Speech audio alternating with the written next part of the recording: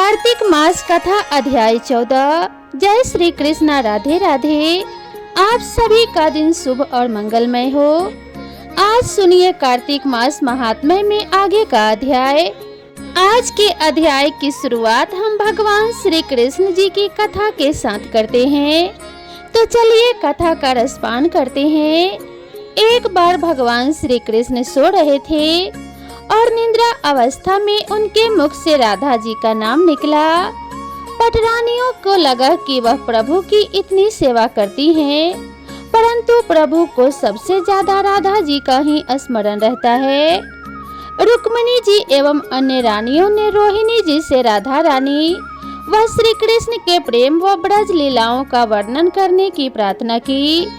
माता ने कथा सुनाने की हामी तो भर दी, लेकिन यह भी कहा कि श्री कृष्ण व बलराम को इसकी भनक भी ना लगे। तय हुआ कि सभी रानियों को रोहिणी जी एक गुप्त स्थान पर कथा सुनाएंगी, वहां कोई और न आए। इसके लिए सुभद्रा जी को पहरा देने के लिए मना लिया गया। सुभद्रा जी को आदेश दिया गया कि स्वयं श्री कृष्ण या बलराम भी आए तो उन्हें अंदर न आने दिया जाए। माता ने कथा सुनानी आरंभ की। सुभद्रा द्वार पर तैनात थी। थोड़ी देर में श्री कृष्ण एवं बलराम वहां पर आ पहुँचे। सुभद्रा ने उन्हें अंदर जाने से रोक लिया।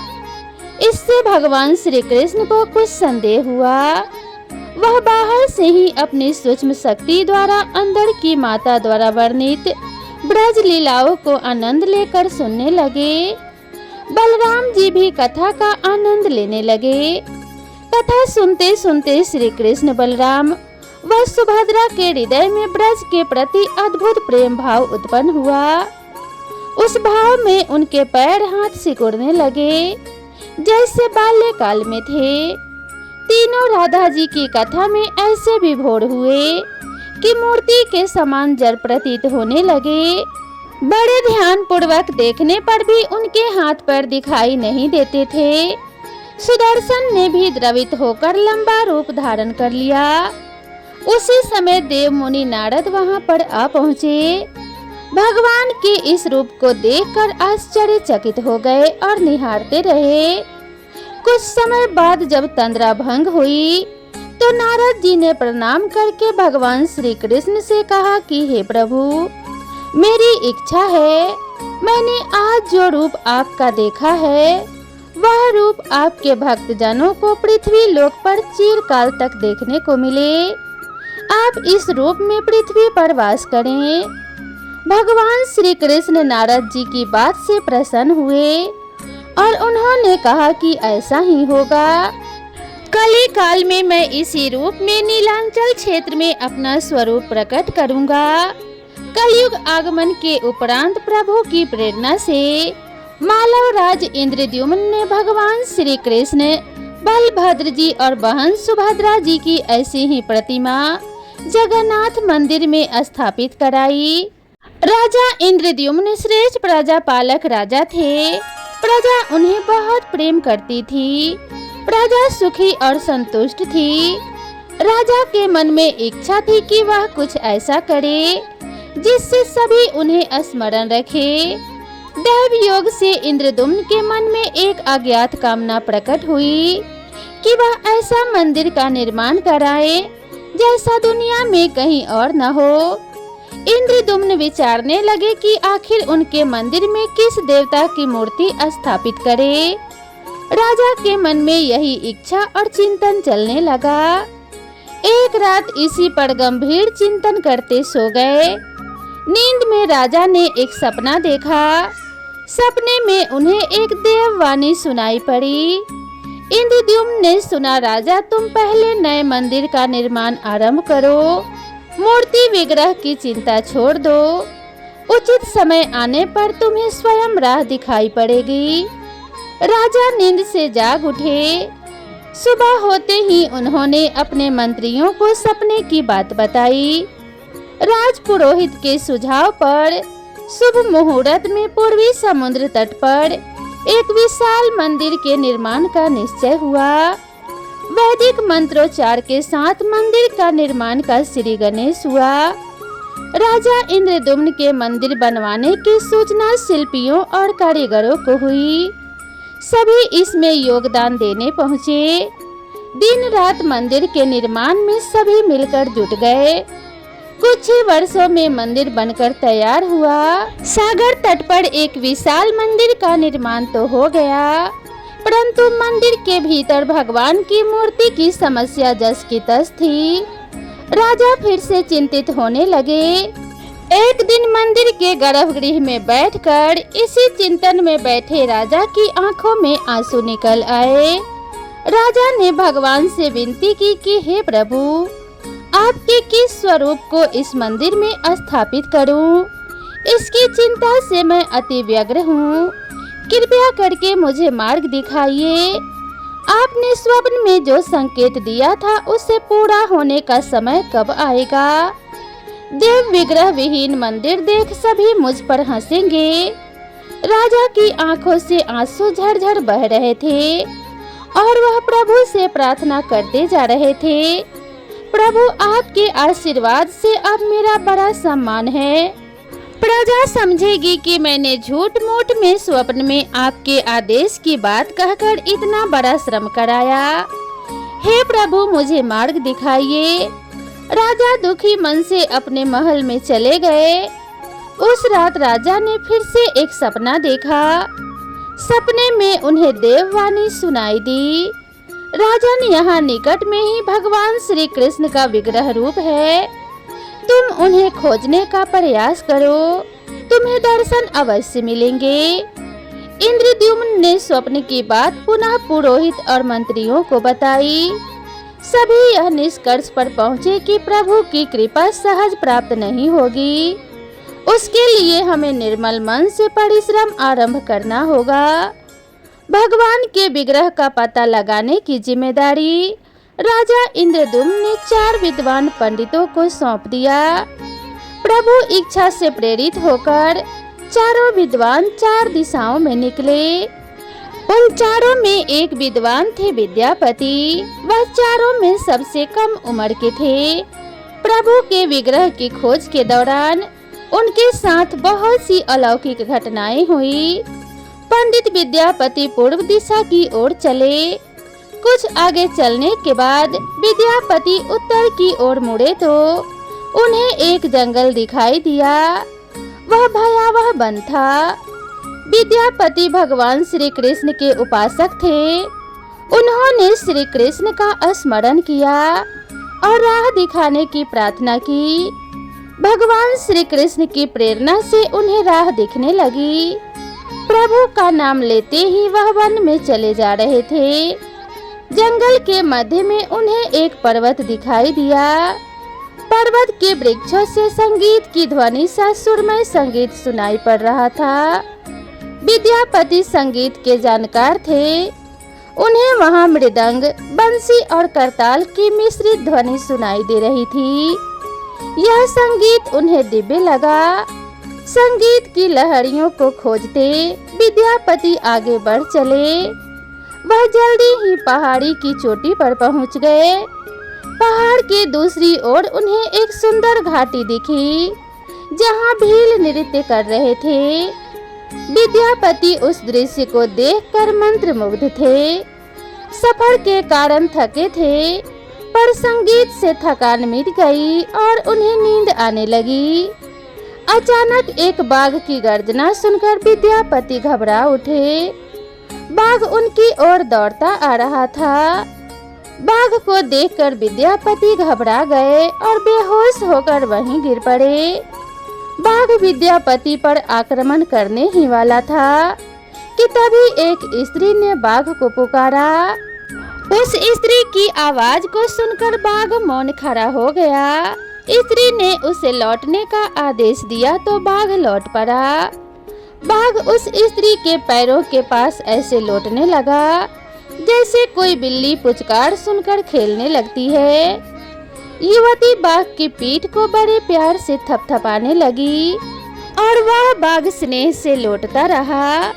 वह स्त्री वहां मौजूद स्त्रियों में सर्वाधिक सुंदर थी।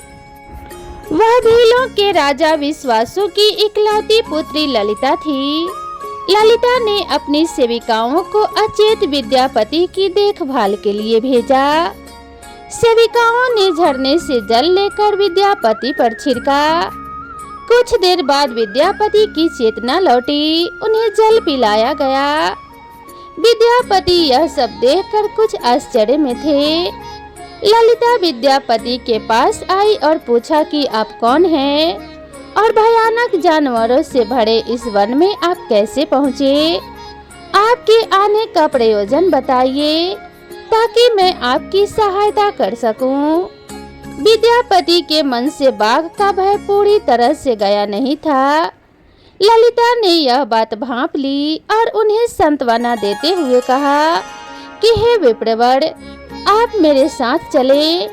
जब आप स्वस्थ हो जाएं, तब अपने लक्ष्य की ओर प्रस्थान करें। विद्यापति ललिता के पीछे पीछे उनकी बस्ती की तरफ चल दिए। विद्यापति भीलों के राजा विश्वावसु से मिले और उन्हें अपना परिचय दिया। विश्वावसु विद्यापति जैसे विद्वान से मिलकर बड़े प्रसन्न हुए। विश्वावसु के अनुरोध पर विद्यापति कुछ दिन वहां अतिथि बनकर रुके। वह भीलों को धर्म और ज्ञान का उपदेश देने लगे। उनके उपदेशों को विश्वावसु तथा ललिता बड़ी रुचि के साथ सुनते थे। ललिता के मन में विद्यापति के लिए अनुराग पैदा हो गया। विद्यापति ने भी भांप लिया कि ललिता जैसी सुंदरी को उनसे प्रेम हो गया है, किंतु विद्यापति एक बड़े कार्य के लिए निकले थे। अचानक एक दिन विद्यापति बीमार हो गए। ललिता ने उनकी सेवा की। इससे विद्यापति के मन में भी ललिता के प्रति प्रेम भाव पैदा हो गया। विश्वावसु ने प्रस्ताव रखा कि विद्यापति ललिता से विवाह कर ले।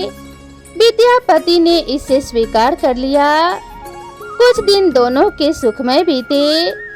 ललिता से विवाह करके विद्यापति प्रसन्न तो था, पर जिस महत्वपूर्ण कार्य के लिए वह वहां पर आए थे वह अधूरा था। यही चिंता उन्हें बार बार सताती थी। इस बीच विद्यापति को एक विशेष बात पता चली। विश्वावसु हर रोज सवेरे उठकर कहीं चला जाता था और सूर्योदय के बाद ही लौटता था। कितनी भी विकट स्थिति हो, उसका यह नियम कभी नहीं टूटता था। विश्वावसु के इस व्रत पर विद्यापति को आश्चर्य हुआ। उनके मन में इस रहस्य को जानने की इच्छा हुई कि आखिर विश्वावसु कहाँ जाता है। एक दिन विद्यापति ने ललिता से इस संबंध में पूछा। ललिता यह सुनकर सहम गई। विद्यापति ने ललिता से उसके पिता द्वारा प्रतिदिन सुबह किसी अज्ञात स्थान पर जाने और सूर्योदय के पूर्व लौट आने का रहस्य पूछा। विश्वावसु का नियम किसी हाल में नहीं टूटता था, चाहे कितनी ही विकट परिस्थिति हो। ललिता के सामने धर्म संकट आ गया। वह पति की बात को ठुकरा नहीं सकती थी, लेकिन पति जो पूछ रहा था वह उसके वंश की गोपनीय परंपरा से जुड़ी बात थी, जिससे खेलना संभव नहीं था। ललिता ने कहा कि हे स्वामी, यह हमारे कुल का रहस्य है जिसे किसी के सामने खोला नहीं जा सकता, परंतु आप मेरे पति हैं और मैं आपको अपने कुल का पुरुष मानते हुए जितना संभव है उतना बताती हूँ। यहाँ से कुछ दूरी पर एक गुफा है जिसके अंदर हमारे कुल के देवता हैं। उनकी पूजा हमारे सभी पूर्वज करते आए हैं। यह पूजा निर्बाध चलनी चाहिए। उसी पूजा के लिए पिताजी रोज सुबह नियमित रूप से जाते हैं। विद्यापति ने ललिता से कहा कि वह भी उनके कुल के देवता के दर्शन करना चाहते हैं। ललिता बोली, यह संभव नहीं है। हमारे कुल के देवता के बारे में किसी को जानने की इच्छा है। यह सुनकर मेरे पिता क्रोधित हो जाएंगे। विद्यापति की उत्सुकता बढ़ रही थी। वह तरह तरह से ललिता को अपने प्रेम की शपथ देकर उसे मनाने लगे। आखिरकार ललिता ने कहा कि वह अपने पिताजी से विनती करेगी वह आपको देवता के दर्शन करा दें। ललिता ने पिता से सारी बात कही तो वह क्रोधित हो गए। ललिता ने जब यह कहा कि मैं आपकी अकेली संतान हूँ, आपके बाद देवता के पूजा का दायित्व मेरा होगा, इसीलिए मेरे पति का यह अधिकार बनता है क्योंकि आगे उसे ही पूजना होगा। विश्वावसु इस तर्क के आगे झुक गए और बोले, गुफा के दर्शन किसी को तभी कराए जा सकते हैं जब वह भगवान की पूजा का दायित्व अपने हाथ में ले ले। विद्यापति ने दायित्व स्वीकार किया तो विश्वावसु देवता के दर्शन कराने को राजी हुए। दूसरे दिन सूर्योदय से पूर्व विद्यापति की आंखों पर पट्टी बांधकर विश्वावसु उनका दाहिना हाथ पकड़कर गुफा की तरफ निकले। विद्यापति ने मुट्ठी में सरसों रख लिया था जिसे रास्ते में गिराते गए। गुफा के पास पहुंचकर विश्वावसु रुके और गुफा के अंदर पहुंच गए। विश्वावसु ने विद्यापति की आंखों से काली पट्टी खोल दी। उस गुफा में नीले रंग का प्रकाश चमक उठा। हाथों में मुरली लिए भगवान श्री कृष्ण का रूप विद्यापति को दिखाई दिया। विद्यापति आनंद मग्न हो गए। उन्होंने भगवान के दर्शन किए। दर्शन के बाद तो जैसे विद्यापति जाना ही नहीं चाहते थे, पर विश्वावसु ने लौटने का आदेश दिया। फिर उनकी आंखों पर पट्टी बांधी और दोनों लौट पड़े। लौटने पर ललिता ने विद्यापति से पूछा तो विद्यापति ने गुफा में दिखे अलौकिक दृश्य के बारे में पत्नी को बताना भी उचित नहीं समझा और वह टाल गए। यह तो जानकारी हो चुकी थी कि विश्वावसु श्री कृष्ण की मूर्ति की पूजा करते हैं। विद्यापति को आभास हो गया कि महाराज ने स्वप्न में जिस प्रभु के विग्रह के बारे में देववाणी सुनी थी वह इसी मूर्ति के बारे में थी। विद्यापति विचार करने लगे कि किसी तरह इसी मूर्ति को लेकर राजधानी में पहुंचना होगा। वह एक तरफ तो गुफा से मूर्ति को लेकर जाने की सोच रहे थे तो वहीं दूसरी तरफ भीलराज और पत्नी से विश्वासघात के विचार से उनका मन व्यथित हो रहा था। विद्यापति धर्म अधर्म के बारे में सोचते रहे। फिर विचार आया कि यदि विश्वावसु ने सचमुच उस पर विश्वास किया होता तो आंखों पर पट्टी बांधकर गुफा तक नहीं ले जाता, इसीलिए उसके साथ विश्वासघात का तो प्रश्न ही नहीं उठता। उसने गुफा से मूर्ति चुराने का मन बना लिया। विद्यापति ने ललिता से कहा कि वह अपने माता पिता के दर्शन करने के लिए जाना चाहता है, वे उसे लेकर परेशान होंगे। ललिता भी साथ में चलने को तैयार हुई तो विद्यापति ने यह कहकर समझा लिया कि वह शीघ्र ही लौटेगा तो उसे भी लेकर जाएगा। ललिता मान गई। विश्वावसु ने उसके लिए घोड़े का प्रबंध किया। अब तक सरसों के दाने से पौधे निकल आए थे। उनको देखता विद्यापति गुफा तक पहुंच गया। उसने भगवान की स्तुति की और क्षमा प्रार्थना के बाद उनकी मूर्ति उठाकर झोले में रख ली। शाम तक वह राजधानी पहुंच गया और सीधा राजा के पास गया। उसने दिव्य प्रतिमा राजा को सौंप दी और पूरी कहानी सुनाई। राजा ने बताया कि उसने कल सपना देखा कि सुबह सागर में एक कुंदा बहकर आएगा। उस कुंडे की नक्काशी करवाकर भगवान की मूर्ति बनवा लेना, जिसका अंश तुम्हें प्राप्त होने वाला है। वह भगवान श्री विष्णु का स्वरूप होगा।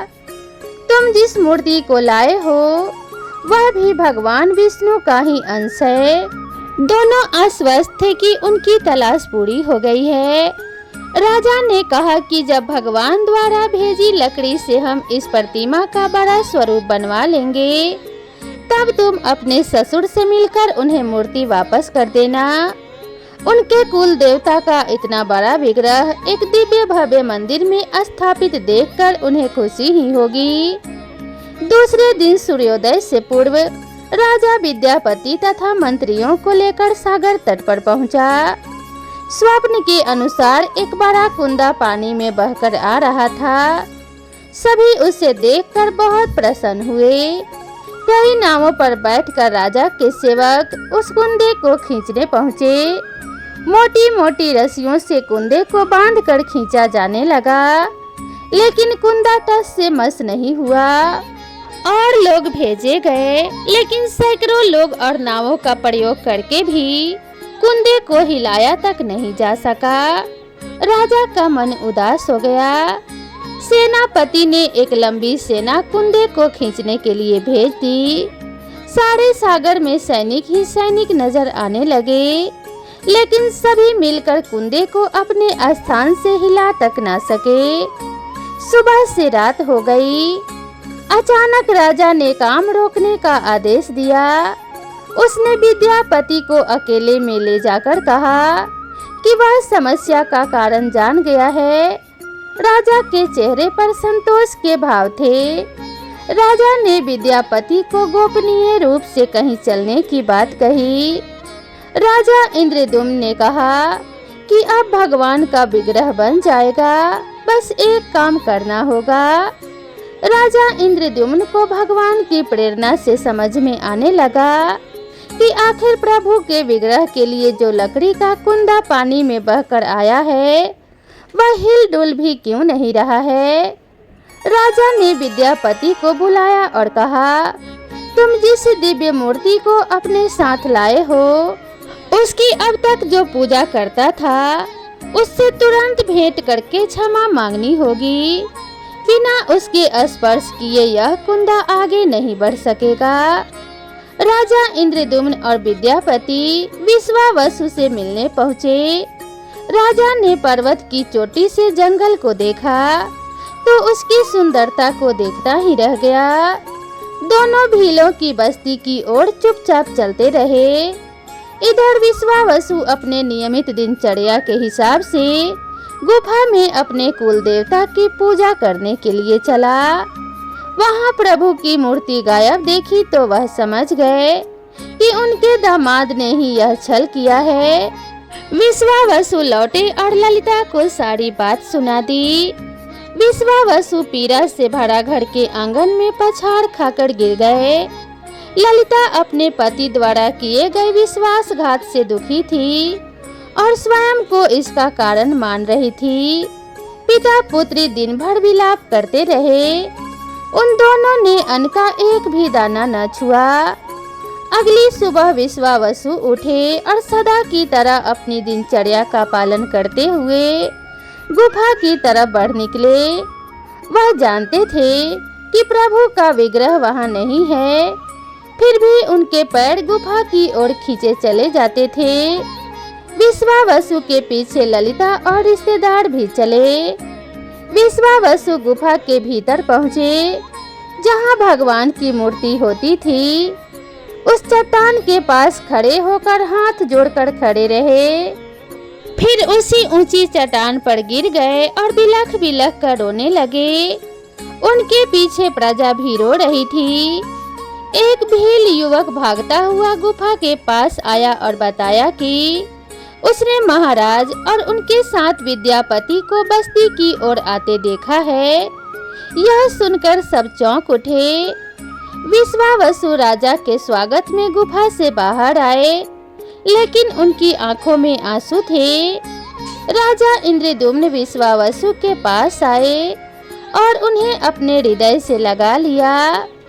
राजा बोले, भीलराज, तुम्हारे कुल देवता की प्रतिमा का चोर तुम्हारा दामाद नहीं, मैं हूँ। उसने तो अपने महाराज के आदेश का पालन किया है। यह सुनकर सब चौंक उठे। विश्वावसु ने राजा को आसन दिया। राजा ने उस विश्वावसु को शुरू से अंत तक पूरी बात बताकर कहा कि आखिर क्यों यह सब करना पड़ा। फिर राजा ने उनसे अपने स्वप्न और फिर जगन्नाथपुरी में सागर तट पर मंदिर निर्माण की बात कह सुनाई। राजा ने विश्वावसु से प्रार्थना की कि भील सरदार विश्वावसु कई पीढ़ियों से आपके वंश के लोग भगवान की मूर्ति को पूजते आए हैं। भगवान के उस विग्रह के दर्शन सभी को मिले, इसके लिए आपकी सहायता चाहिए। ईश्वर द्वारा भेजे गए लकड़ी के कुंदे से बनी मूर्ति के भीतर हम इस दिव्य मूर्ति को सुरक्षित रखना चाहते हैं। आपके कुल की प्रतिमा को पुरी के मंदिर में स्थापित करने की अनुमति दो। उस कुंदे को तुम स्पर्श करोगे तभी वह हिलेगा। विश्वावसु राजी हो गए।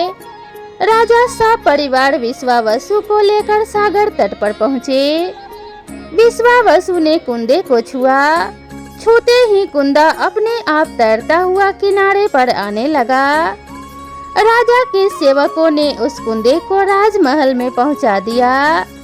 अगले दिन मूर्तिकारों और शिल्पियों को राजा ने बुलाकर मंत्रणा की कि आखिर इस कुंदे से कौन सी देव मूर्ति बनाना शुभदायक होगा। मूर्तिकारों ने कह दिया कि वे पत्थर की मूर्तियां बनाना तो जानते हैं, लेकिन लकड़ी की मूर्ति बनाने का उन्हें ज्ञान नहीं है। एक नए विघ्न के पैदा होने से राजा फिर चिंतित हो गए। उसी समय वहां एक बूढ़ा आदमी आया। उसने राजा से कहा, इस मंदिर में आप भगवान श्री कृष्ण को उनके भाई बलभद्र तथा बहन सुभद्रा के साथ विराजमान करें। इस दैव योग का यही संकेत है।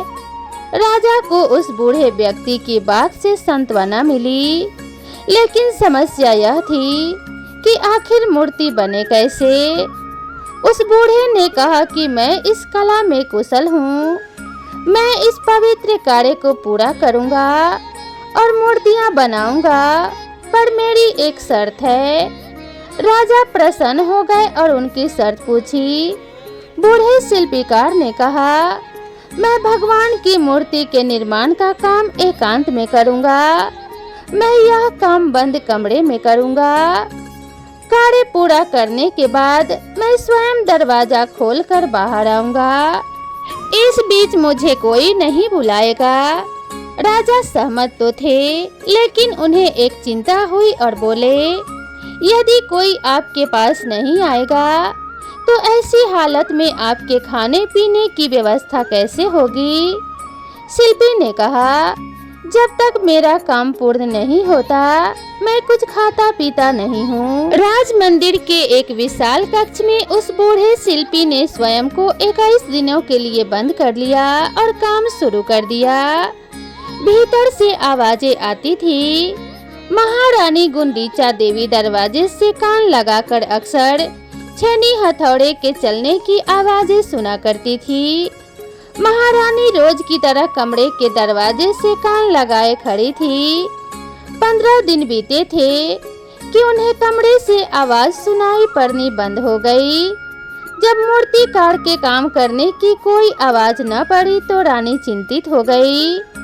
उन्हें लगा कि वृद्ध आदमी है, खाता पीता भी नहीं, कहीं उसके साथ कुछ अनिष्ट न हो गया हो। व्याकुल होकर रानी ने दरवाजे को धक्का देकर खोला और भीतर झांक कर देखा। महारानी गुंडीचा देवी ने इस तरह मूर्तिकार को दिया हुआ वचन भंग कर दिया था। मूर्तिकार अभी मूर्तियां बना रहा था, परंतु रानी को देखते ही वह अदृश्य हो गए। मूर्ति निर्माण का कार्य अभी तक पूरा नहीं हुआ था। हाथ पैर का निर्माण पूर्ण नहीं हुआ था। वृद्ध शिल्पकार के रूप में स्वयं देवताओं के शिल्पी भगवान विश्वकर्मा आए थे। उनके अदृश्य होते ही मूर्तियां अधूरी ही रह गई। इसी कारण आज भी यह मूर्तियां वैसी ही है। उन प्रतिमाओं को ही मंदिर में स्थापित कराया गया। कहते हैं कि विश्वावसु संभवतः उस जरा बहेलिये का वंशज था जिसने अनजाने में भगवान कृष्ण की हत्या कर दी थी। विश्वावसु शायद भगवान श्री कृष्ण के पवित्र अवशेषों की पूजा करता था। ये अवशेष मूर्तियों में छिपा कर रखे गए थे। विद्यापति और ललिता के वंशज, जिन्हें दैत्यपति कहते हैं, उनका परिवार ही यहाँ अब तक पूजा करता है। तो प्रेम से बोलिए भगवान श्री कृष्ण की जय, भगवान श्री जगन्नाथ जी की जय। अब सुनिए आगे का अध्याय। इससे पहले के अध्याय में देव ऋषि ने राजा पृथु को विष्णु शर्मा के नाम के ब्राह्मण और राजा चौल की कहानी सुनाई थी। इतनी कथा सुनाने के पश्चात नारद जी ने कहा कि हे राजा पृथु, अब मैं आपको भगवान के मंदिर में दीप दान करने तथा मार्जन अर्थात झाड़ू लगाने का महात्म्य सुनाता हूँ, जो एक समय मुझे ब्रह्मा जी ने बताया था। अत्यंत गोपनीय इस कथा को आप ध्यान पूर्वक सुनिए। अत्यंत प्राचीन काल की बात है। चंद्रवंश में जयध्वज नाम का एक अत्यंत प्रतापी तथा प्रभु भक्त राजा राज्य करता था। वह प्रतिदिन भगवान के मंदिर में जाकर स्वयं झाड़ू लगाता तथा दीप जलाया करता था। एक दिन वितिहोत्र नामक राजपुरोहित स्वयं राजा को ये कार्य करते हुए देखकर विस्मय से पूछने लगा कि हे राजन, भगवान को प्रसन्न करने के लिए और भी अनेक भक्ति युक्त कार्य हैं, फिर मंदिर में स्वयं सफाई करने तथा दीप जलाने में इतनी अधिक श्रद्धा का क्या रहस्य है? राजा ने हाथ जोड़कर अत्यंत विनम्र भाव से कहा कि हे महाराज, इस संबंध में मेरे पूर्व जन्म का एक अत्यंत विस्मयकारी इतिहास है, जो भगवत कृपा से मुझे इस जन्म में भी याद है। यदि आपका आदेश हो तो वह घटना मैं आपको सुनाऊं। पूर्व जन्म की वह घटना सुनाते हुए राजा जयध्वज ने कहा कि सतयुग में स्वरोचिष मनवंतर में वेद वेदांगों का जानने वाला एक ब्राह्मण था, जो अत्यंत विद्वान होते हुए भी दुष्कर्मों में लिप्त रहता था। उसके खोटे कर्मों के कारण उसके बंधु बांधवों ने उसका परित्याग कर दिया था। एक दिन भूख प्यास से अत्यंत दुखित हो वह घूमता फिरता नर्मदा नदी के तट पर जा पहुंचा और वहीं पर उसने अपने प्राण त्याग दिए। उसकी स्त्री भी व्यभिचारिणी थी, अतएव उसके बंधुओं ने उसे भी घर से निकाल दिया था। उसी के गर्भ से अत्यंत पापी मैं उत्पन्न हुआ था। उस जन्म में मेरा नाम दंडकेतु था। दूसरों की स्त्रियों, वेश्याओं तथा धन के लिए मैं गौ पशु तथा अनेक मनुष्यों की हत्याएं करता था और इस प्रकार पापपूर्ण जीवन व्यतीत करता रहा। एक रात्रि को किसी दूसरे की स्त्री से भोग करने की इच्छा से मैं एक सुने देवालय में गया।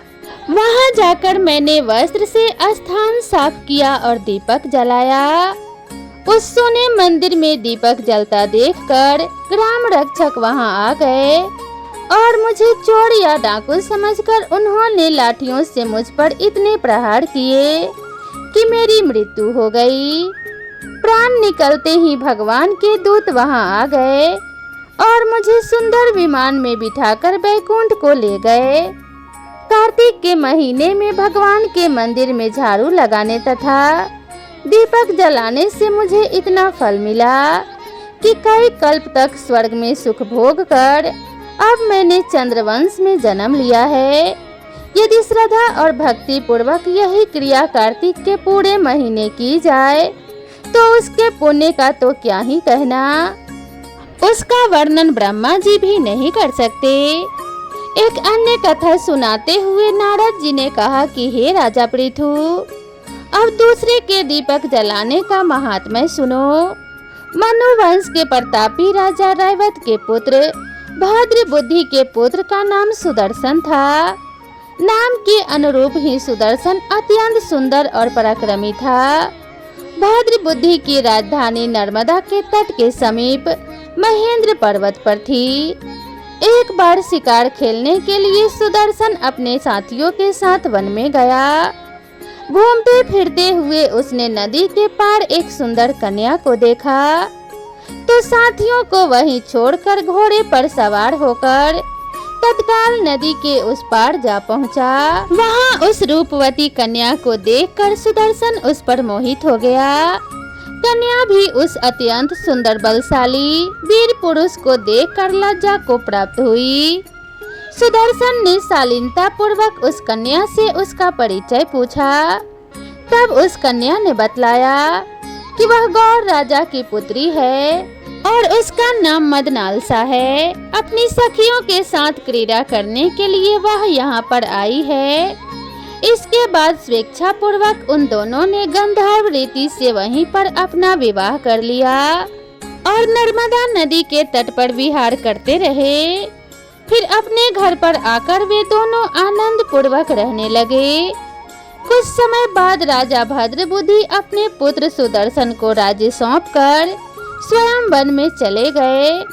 राजा बनने के बाद सुदर्शन बड़ी कुशलता पूर्वक राजकाज का काम चलाने लगा। रानी मदनालसा सदा अपने पति को विष्णु भगवान की पूजा आराधना करने का उपदेश करती रहती थी। इस प्रकार वे दोनों ही भगवान के अनन्य भक्त बन गए और दोनों ही भगवान की पूजा आराधना में लीन रहने लगे। राजा सुदर्शन ने रानी की प्रेरणा से भगवान का एक स्वर्ण मंदिर बनवाया। दोनों ही उसमें प्रतिदिन भगवान का पूजन तथा कार्तिक मास में दीप दान किया करते थे। एक दिन रानी मंदिर में दीप जला रही थी कि उसी समय राजा ने उससे बुलाया, परंतु दीप जलाकर आने में रानी को देर लग गई। इस पर राजा सुदर्शन ने क्रोधावेश में आकर रानी से कहा कि तुम तो कहती थी कि पति ही स्त्री का देवता होता है, फिर दीपदान में इतनी देर लगाकर तुमने मेरा अनादर क्यों किया? यदि देरी का कोई और गुप्त कारण हो तो कहो। तब सती साध्वी मदनालसा अत्यंत स्नेह युक्त वचनों में बोली कि हे महाराज, मैं दीपदान का महत्व आपको बताती हूँ। अब आप ध्यान पूर्वक मेरे वचनों को सुनिए। अपने पिछले जन्म की कहानी सुनाते हुए रानी ने कहा, अपने पिछले जन्म में मैं एक चूहिया थी। गोदावरी के तट पर एक मंदिर में मैं रहती थी। एक दिन भगवान के मंदिर में रात्रि को जलता हुआ दीपक बत्ती छोटे होने के कारण बुझने लगा। मैंने घी खाने के लोभ से बत्ती को मुंह से पकड़कर उठाया। मेरे ऐसा करने से दीपक की लौ तेज हो गई, परंतु साथ में मेरा मुंह भी जल गया। इससे मैं मृत्यु को प्राप्त हुई, क्योंकि रात के समय भगवान का दीपक प्रज्वलित करते हुए मेरी मृत्यु हुई थी। इस कारण मैंने ऐसा सुंदर रूप पाया और आपकी रानी बनी। यदि कोई श्रद्धा पूर्वक भगवान के मंदिर में दीपदान करता है तो उसके फल का तो कहना ही क्या है। अपनी रानी के मुख से यह वचन सुनकर राजा सुदर्शन ने आजीवन कार्तिक मास का व्रत करके भगवान के मंदिर में दीपदान किया और अंत में वैकुंठ को प्राप्त हुआ।